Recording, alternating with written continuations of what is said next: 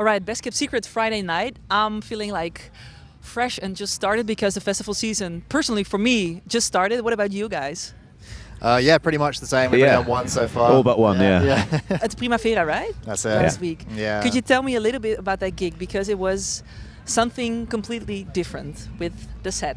And it was awesome, right? yeah. I mean, it was the first show that we'd done together for quite a long time anyway, but it was also the first live show that we'd done for about 8 years. So it was a pretty, we were a bit tense for the first couple of songs. It took us a minute to ease into it, but we got there.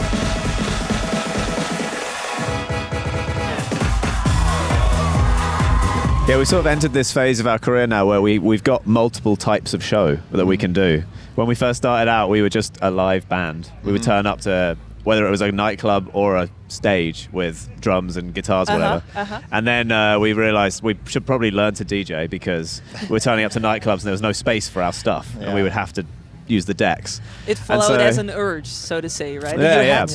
Necessity, And we're making dance music, so you know, it's like we better learn to DJ. And now we're in this place where we have the live show. We have like this sort of DJ show that's bigger with production and all our own music and lights, and we can also do like club DJ sets where we play other people's music. So yeah, we're like doing this kind of summer of navigating that, like figuring out what do we love doing the most, and bringing back the live show is definitely what I'm enjoying a lot right now. Yeah, that's so cool. And it's a Friday night in the Netherlands. It's 9 p.m.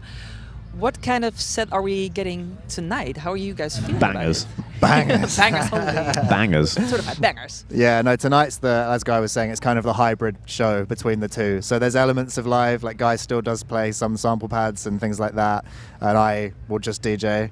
But we also have brought a whole team to do like crazy visuals and the whole big show that we usually do. Yeah. Could you maybe explain a little bit about that? And it looks like a DJ set. There's some drumming with like finger pads and stuff like that, drum machines up there. And the really cool new thing we have with the show is we have the ability now to use cameras to have the disclosure face on our faces while we play, and it moves around with us and it like tracks our face. So that's really new for this year.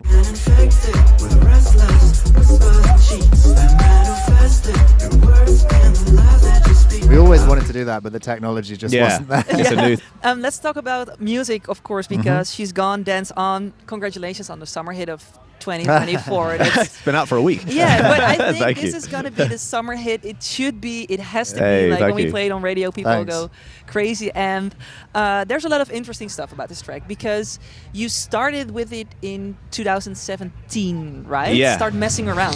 The demo for sure was about that time, or at least I started messing around with the sample, and I didn't touch it for a long time after that. I just didn't think it was as good as some of the other stuff that I'd made in this little trip I had in LA.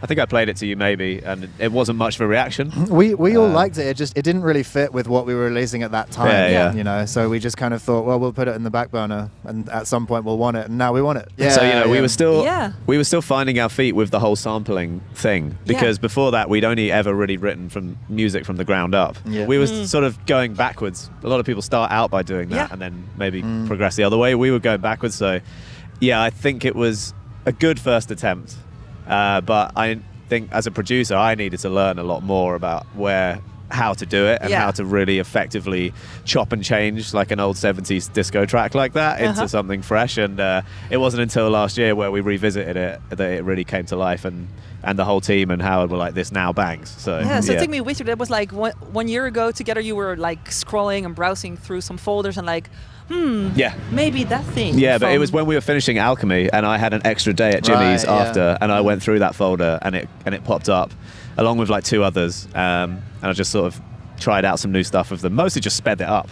That was the main difference. Just sped it just up a loads. lot faster. A lot faster. Shout out to TikTok, like just let's go fast. Because it's sort of all music seems to have sped up recently. So, and Howard's big thing with Alchemy was like we kept speeding everything up. It's weird. It's like the last 4 years. It's like all old music sounds too slow. I don't know what's happened to us. I don't know if we've gotten. I don't know which way around that has gone. You know what I mean? Like something's happened where everyone now wants music faster, including me. Like everything sounds slow. If you do it at normal house tempo now. I find myself during a DJ set like checking myself and browsing through a folder and thinking, I used to like love and dig this banger, but it feels like Yeah. Too slow. I know, white noise is at 120. It's so slow. And I re-exported it faster. Yeah. Just for the show. We used to joke about that. Like before this, we'd say like, can you imagine trying to make a house track at like 140 BPM? And now it's become like the standard. Yeah, that's interesting. 4 to the 4, 140 is kind of cool. But I love that you like keep like I don't know how to put it in English, but keep adjusting your music and keep going with what you feel, what you hear around you, and trying to develop and making like the new album and the new stuff. And it's great, especially what's happening with this track, because of course it was like having its own live online before the release, right? Taylor Swift and Travis Kelce at Coachella at the Dom Dolla set.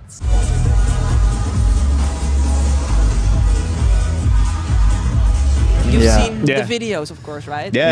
Were you just thinking like, okay, because it's like a dream scenario, not to be like name dropping, but people going nuts on that track already, right?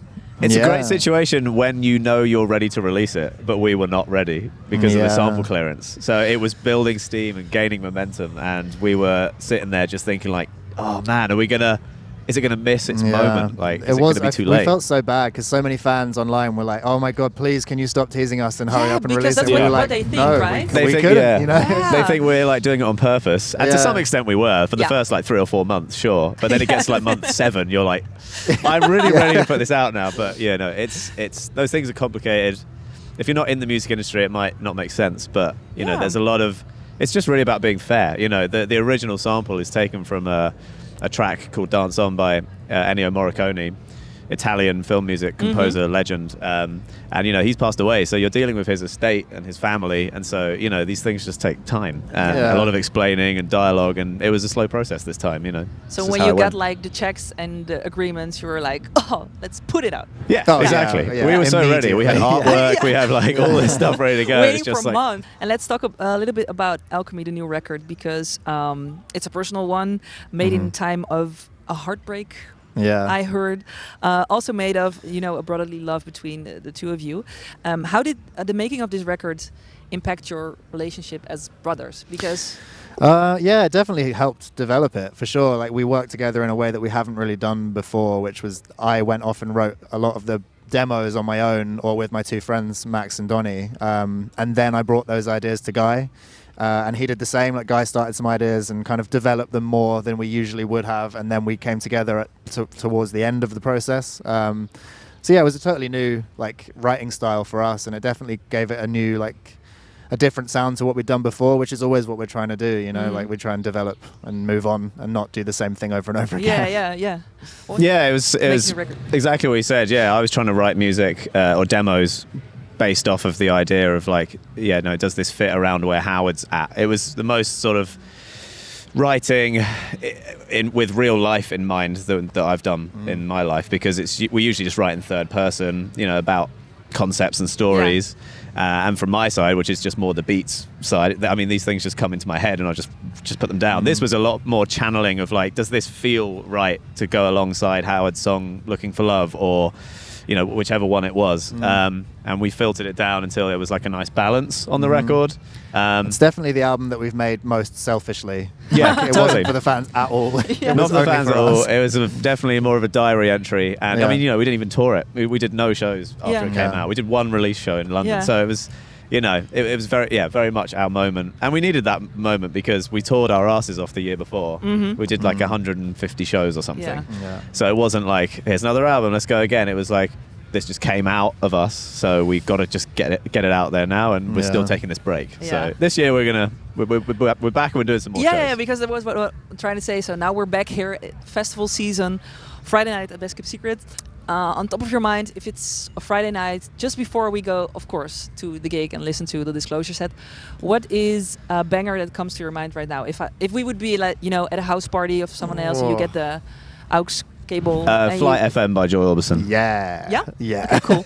Gonna try and play that one on 3FM as well, so All right. put it right in. Yeah. Thank you so much for your time. Thank you. Much appreciated.